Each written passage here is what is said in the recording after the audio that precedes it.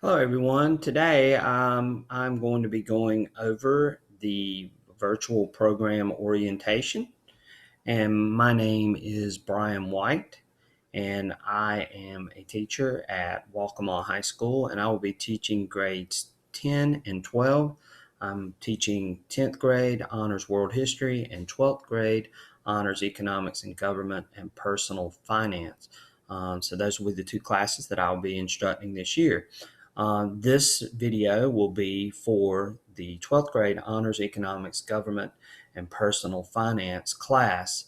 We'll also go through a lot of the general things that you need to know for the virtual program. So with that being said, let's begin. Again, my name is Coach Brian White. I will be your virtual teacher for the first semester. I am so excited to get this new and unique school year started with you. I've been teaching for 21 years and I have an extreme passion for all things history and social studies related. This year will be unlike any one that we have ever encountered, and we know that. But I hope I can make this class interesting for you and provide you with some great knowledge and tools to help you become aware of the importance of the social studies discipline and its impacts on our world. I'll be teaching world history and government and economics this semester. I look forward to a great school year as we embark on a new way of delivering learning and knowledge to our students and to you. Okay, so there's my introduction, real quick. And let's talk a little bit about the virtual program and what it is. Virtual learning is a fully online interactive learning tool. Students will have a set schedule. They will learn through live video, face to face video conferencing with teachers through Google Meet or Zoom. All assignments and assessments will be done through online learning platforms. It will be a blend of both asynchronous and synchronous online learning. So, what is synchronous and asynchronous? What does that mean? Well, I've created this slide here for you to explain a little bit about synchronous and asynchronous. Synchronous learning is an approach where teachers and students are online at the same time with a set schedule. The teacher provides learning resources and tasks through Google Meets or Zoom during the set class time. Asynchronous instruction or can also be called flexible instruction, is an approach where teachers and students are not online at the same time. The teacher provides learning resources and tasks through Google Classroom. So we'll be implementing both of these types of instruction. Synchronous, just to make it a little more simplified, is when the teacher and the student are together online at the same time. These sessions will run anywhere from 30 minutes to an hour. It just depends on what's going on with that particular lesson. So that is synchronous instruction when we're both online at the same time. Asynchronous instruction is when you're given a task to do on your own without the teacher being present. That is asynchronous instruction, just to put it in simple terms. The schedule, you can review this. You can stop the video if you like. Look at when when these classes are going to happen. And we are on block schedule this year, so we're going to have 4 blocks. Each one has its specific time. We do have a lunch period from 12:05 to 12:55, so you might want to review that. But look at the schedule, review it, make sure you know when those classes start, when they end, and so on. So please make sure that you go over the schedule. Some expectations that we are asking from our students and our parents is to ensure that you have a device plus your username and password, and keep it somewhere where you know where it is and you know it.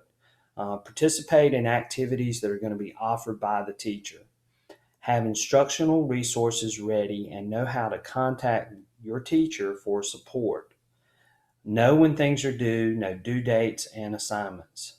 Create a workspace and schedule time to engage in learning. So those are the expectations we have for students. For parents, we're asking that the parents ensure that students have access to a device and instructional materials supplied by the school. We also ask that they ensure that students have access to the internet. If you are having any issues with that or you haven't gotten access, please make sure that you contact the district office or you contact the school immediately. And hopefully, if you're seeing this video, you do have internet access. Create a realistic work schedule and space for learning.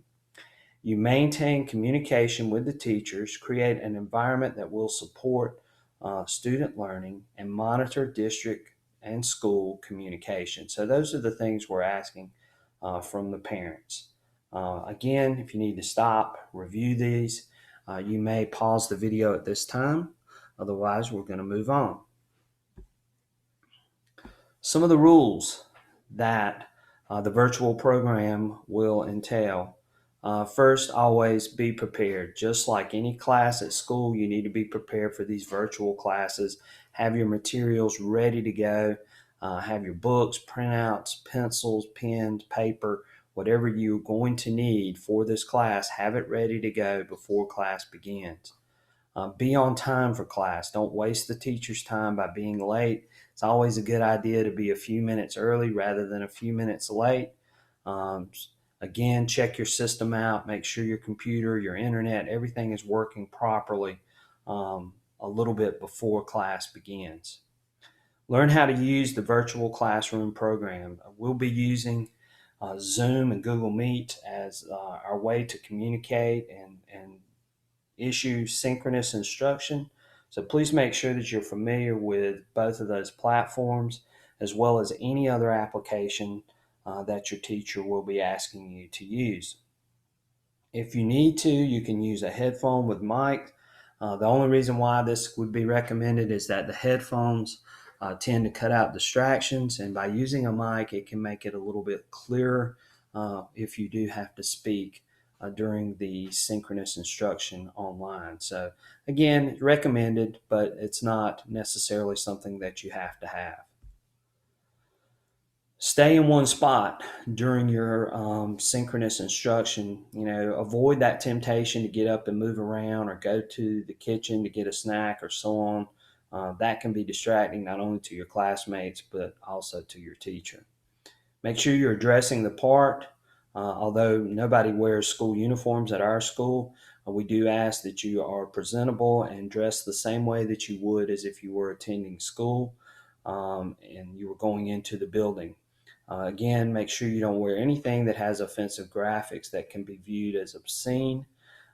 Think about what you'd wear to school and dress accordingly. Wait for your turn. There may be times that you know an answer to something or you really want to say something. Please make sure that you use the raise your hand feature. One thing that I'm going to ask is that you can either raise your hand online or you use a virtual board, or there's actually going to be a little thing on Zoom where you can raise your hand too, and we'll talk about that later. But again, wait your turn, wait for the teacher to call on you. The teacher calls on you, then you can unmute your mic and then speak. But please be courteous and wait your turn before you jump in. Remember that this is school, that it's not a time or place to chat about the latest TikTok video or what you had for breakfast or so on. If I do have the chat feature open, then please use it accordingly and appropriately. Stay out of it unless I tell you to be involved in it. Chat is public to everyone in the class, including me, and then also if you are sitting there chatting about things that aren't class related, that can be very distracting to others in the class. And just remember, number 9 here, remember that everything that you do is recorded, including the chat, as well as the video portions of our lesson during synchronous instruction. Some supplies. Of course, you will need your laptop, or if you're using your own personal device, please make sure that you have those things available to you. Applications needed, we'll be using a few of them. Of course, Google Classroom, Zoom, Google Meet, Flipgrid, Edpuzzle, Google Docs, Google Slides, Google Sheets. Also another one called Padlet, which some of you may be familiar with. I don't have it on this um, supply slide, but Padlet is also one that we'll be using a good bit of. So get familiar with those. Those are all found underneath the class link section. So if you click on your class link and you log in, you can add those applications to your class link page, and that way they'll be easily accessible to you. Again, know your email address. Remember, it's your last name, first name, middle initial, and then it's at live.gcsd.k12.sc.us. Your password is always your GAT password, which you've used previously in school. And also to find a good quiet area in your house, generally with good lighting. That way you won't be distracted, and that way you can be very visible whenever we are online during synchronous instruction. Here's my contact information if you want to pause and jot those down real quick, or put it in your phone, or whatever you need to do, take a picture, then you can do that. Again, you can reach me by email, which is the best way of communication for me. I tend to respond quicker to emails, but if you need to call, you can call the school and leave a voicemail for me, and I'll be glad to get back with you. One other thing that a lot of online programs strongly suggest is netiquette, and these are just basic things. It's about doing the appropriate things while online, and you can read over these. I'm not going to read all of them, but again, read over the netiquette slide here and make sure that you're familiar with all of these things, especially when we are doing synchronous instruction. Breakfast and lunch will be offered from 11 to 1. It will only be on Mondays, Tuesdays, and Thursdays. You can show up at the school and you can pick up your lunch and breakfast. If you cannot go yourself, then a parent or guardian can go and pick up the lunch from the high school, but they will have to submit identification, which suggests that you are their parent and or guardian that is picking up the breakfast or lunch. So they must have some form of ID in order to receive breakfast and lunch for you. So please make sure that you know that. And again, it's 11 to 1, Monday, Tuesday, or Thursday.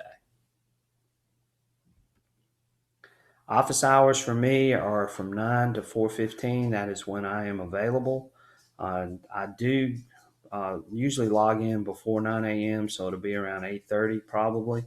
If you need to contact me a little bit before then. I am a coach, so I do have practice right after school.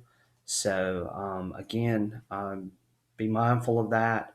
But I do get back to you via email if you need to contact me a little bit after 4:15. If it's between 4:15 and 5, then that's good. But I'll get back to you as soon as I can, and hopefully that will help answer any questions that anybody has. But those are my office hours, 9 to 4:15. Virtual expectations. I fully expect that all students to be on time during virtual meetings. Attendance will take place at the beginning of each virtual session. If there is an emergency, please contact me or the school prior to the class period in order to receive credit for attendance. So, again, you have to let me know if you're having a Wi Fi issue, or if you've had to go to grandma's house who doesn't have internet, then you need to contact me or contact the school immediately, but make sure that you do it before the start of class, so that way you can get marked present. All students must be dressed appropriately during each virtual session.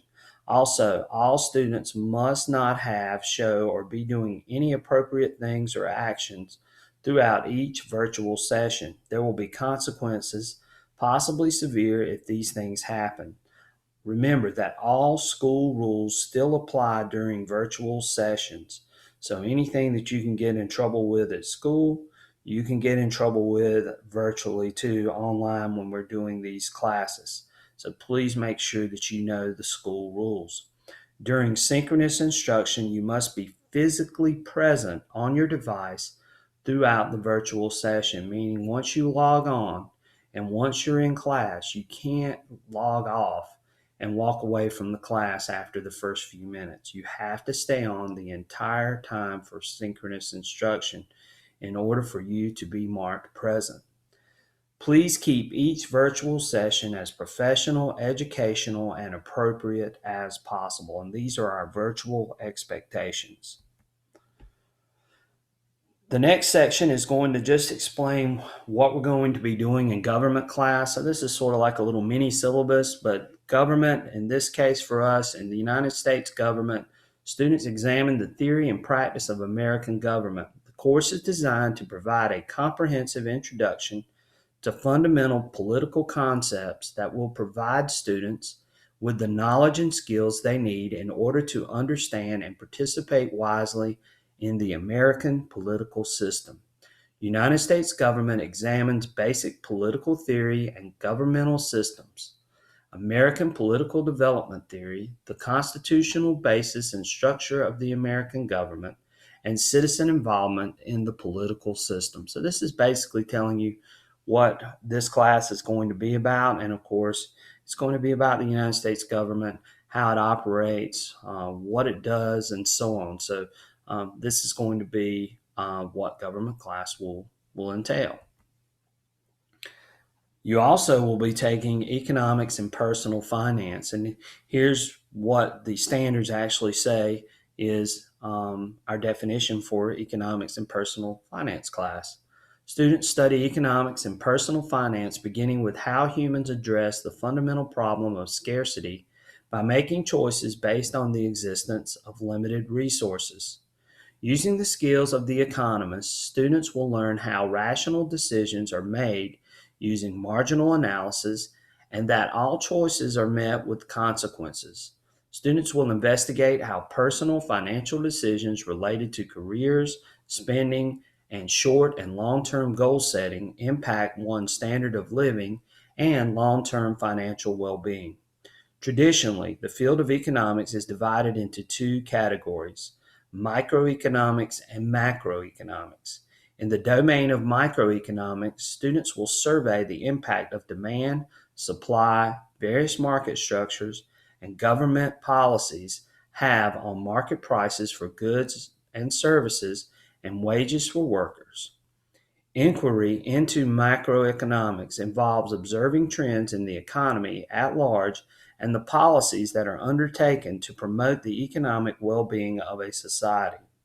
Holistically, the study of economics and personal finance provides a basis for students to develop the skills necessary to live and thrive financially in the 21st century and participate in society as active and informed decision makers. And that is a lot.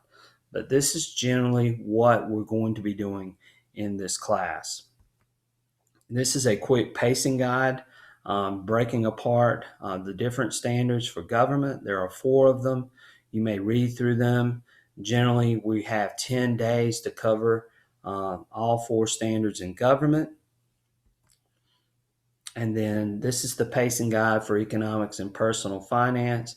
And again, we have 10 days for each standard to cover for the 4 standards. So we have 40 days to cover economics and personal finance as well. So again, you may pause the video, read through each one if you would like, so you will understand what we're actually going to be doing during that period and the things that we're going to be covering.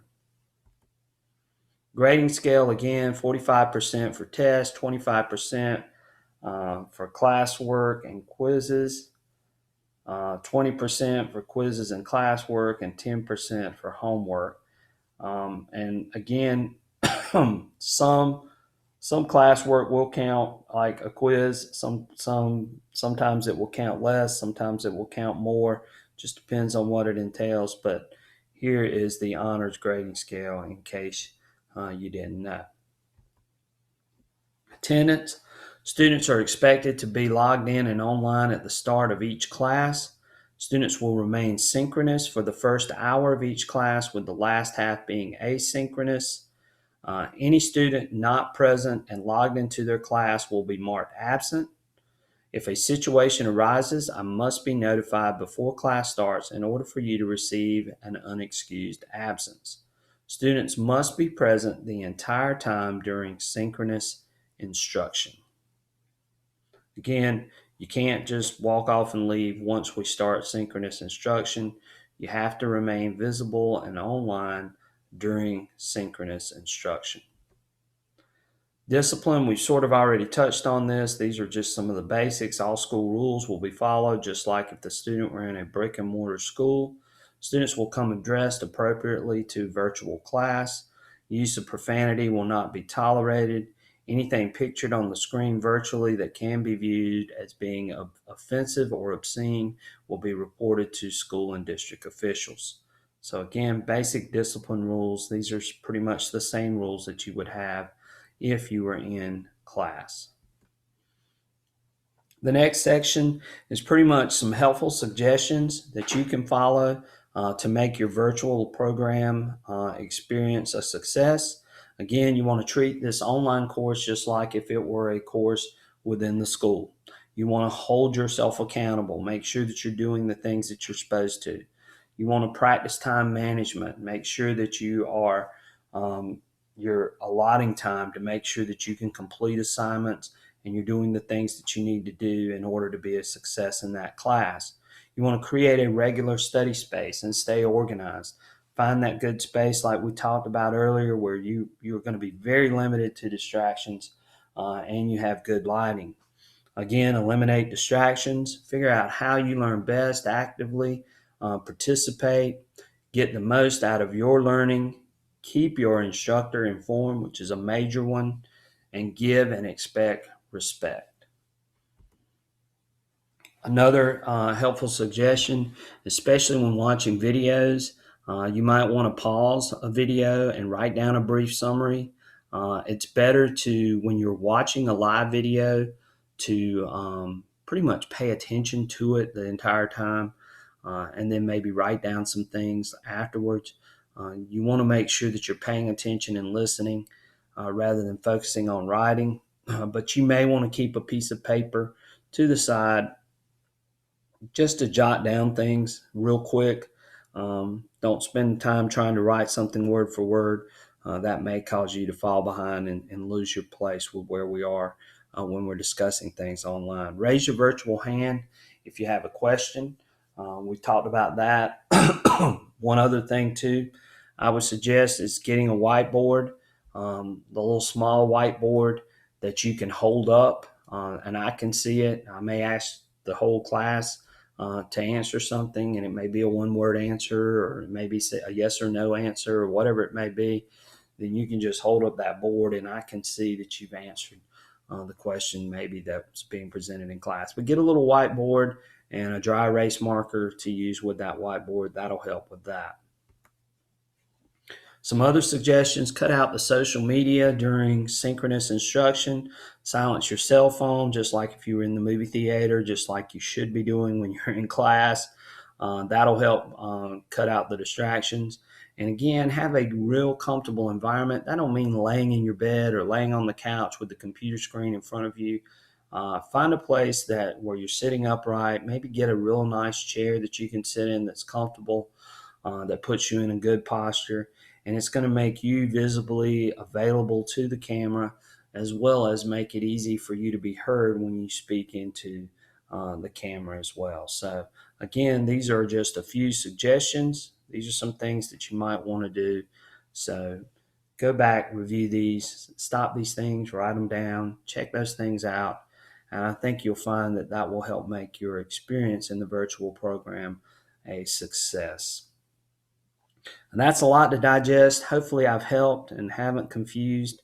If you got any questions, we can address some of those things in the next few coming days.